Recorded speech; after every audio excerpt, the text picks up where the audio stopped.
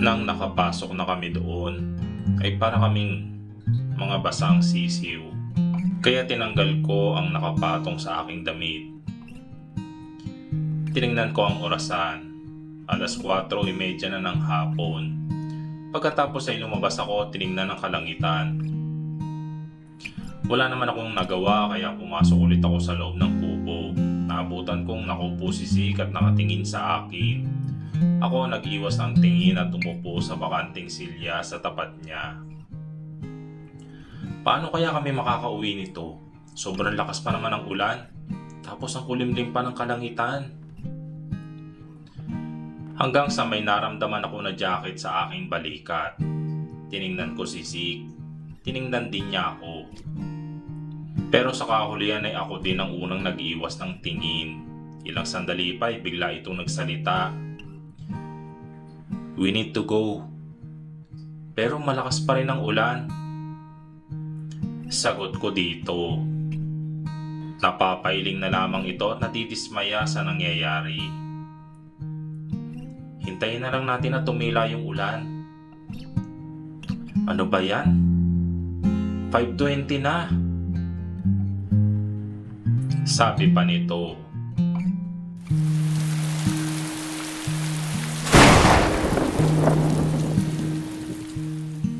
Naging tahimik na din ulit. Walang kahit ni isa sa amin na nag-o-open ng usapan. Naiinip na ako at giniginaw na ako sa aking suot. Siya naman ay hindi masyadong nabasa. Mabilis kasi siyang tumakbo eh. So ako, basang-basa. Bigla itong napabuntong hininga, kaya napatingin ako sa kanya. Look, I'm sorry. Hindi ko sinasadya na gawin yon sa'yo. Sabi nito. Ha? Pero ginawa mo. Sagot ko dito. Tumingin muna ito sa akin at biglang nagtanong na siya ang dahilan ng pagkakulo ng aking dugo. So, do you like him, ha? Para pa itong naiirita sa sarili niyang tanong. Madali naman talaga siyang magustuhan eh. Wala sa sarili kong sagot. Walang hiya ka, Terry. Kakakita niyo lang, tapos magugustuhan mo na siya agad. Sabi pa nito. Bakit ba bigla ka naging interesado sa akin, ha? Tanong ko sa kanya. Dahil ako ang asawa mo at ikaw ang asawa ko. Sigaw pa niya sa akin. Bigla akong natawa sa sinabi niya. Hoy, correction. Katulong lang ang turing mo sa akin, Zik. Hindi bilang asawa. Sigaw ko naman dito. Huwag mo ko sisigawan, Terry, ha? Biglang tumulo ang luha ko. Bakit, Zik? Sasaktan mo na naman ako, ha? Ano, ikukulong mo na naman ako sa malaki mong bahay para gawing isang katulong? Alam mo, kahit sinasaktan mo ako, kahit tinuturing mo ko isang katulong, kahit anong gawin ko sa sarili ko, mahal pa rin kita. Biglang nalaki ang mata nito sa sinabi ko. Oo, Zik, mahal kita. At hindi mo yon nararamdaman kasi may mahal ka ng iba. Nakatingin lang ito sa akin. Sawang-sawa na ako sa buhay ko. Sawang-sawa na akong maging isang katulong. Sawang-sawa na ako sa pagtitiis sa pagmamahal sa iyo. Pero alam mo kung ano yung masakit, ha? Yung hindi mo lang nararamdaman yung mga nararamdaman ko sa iyo. Kasi manhid ka. Wala kang puso, Zik. Sobra ka na. Napahagulgol ako.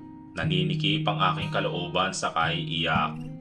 Parang gusto ko nang maglaho. Pagod na ako sa buhay ko.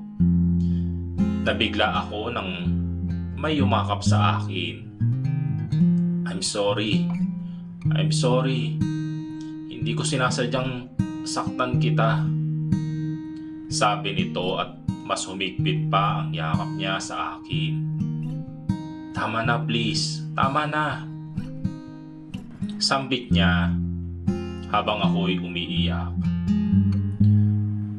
Huwag ka nang umiyak. I'm sorry. Tanging sambit nito habang niyayakap ako. Iniangat nito ang mukha ko at hinawakan ng magkabila kong pisngi. Tahan na please.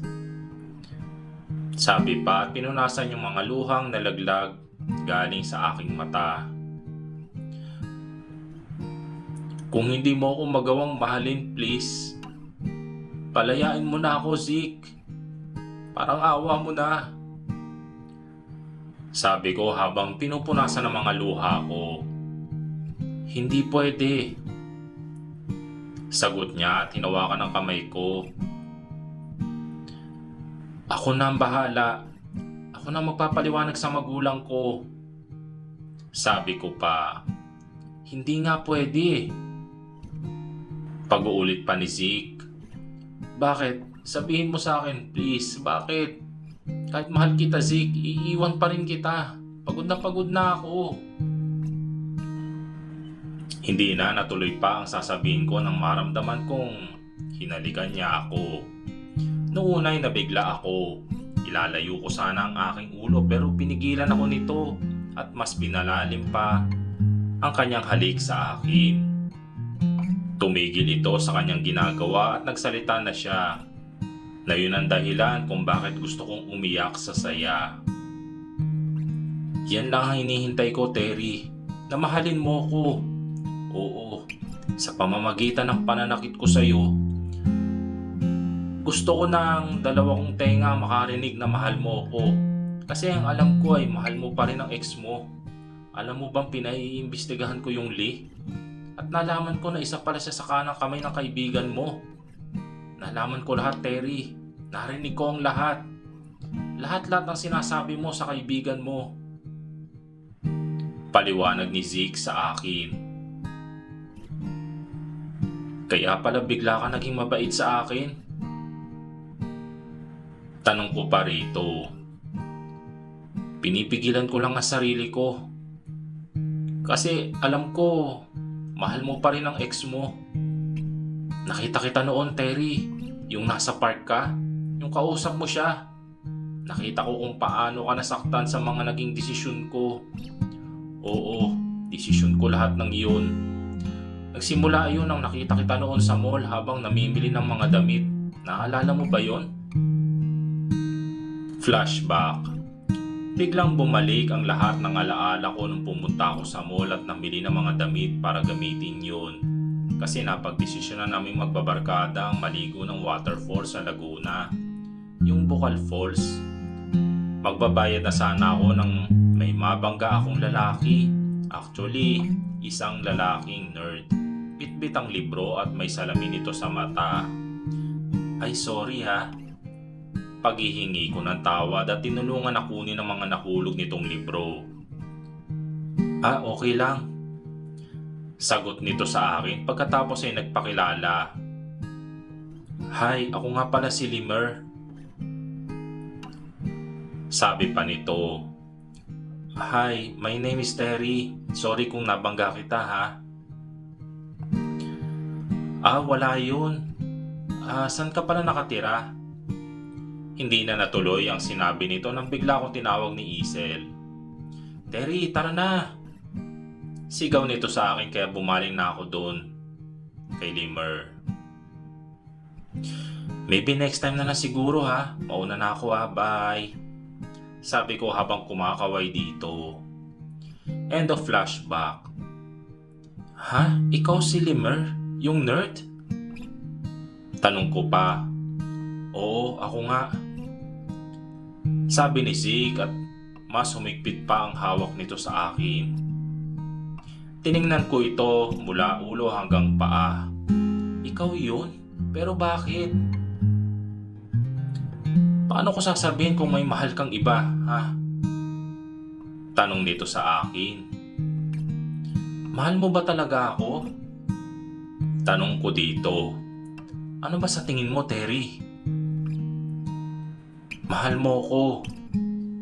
Tanging sagot ko at niyakap ito. Gumanti rin naman siya ng yakap. Gusto kong malaman ang lahat ng ito, Zeke. Sasabihin ko yun sa iyo bukas. Sa ngayon, kailangan muna nating umuwi sa bahay ni Manang Amor. Nito, tinawakan ng aking kamay. At ang isa namang kamay nito ay hawak ang strawberry na nasa basket. Hindi ko alam kung iiyak ba ako sa nalaman ko.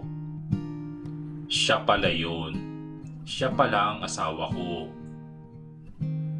Itutuloy.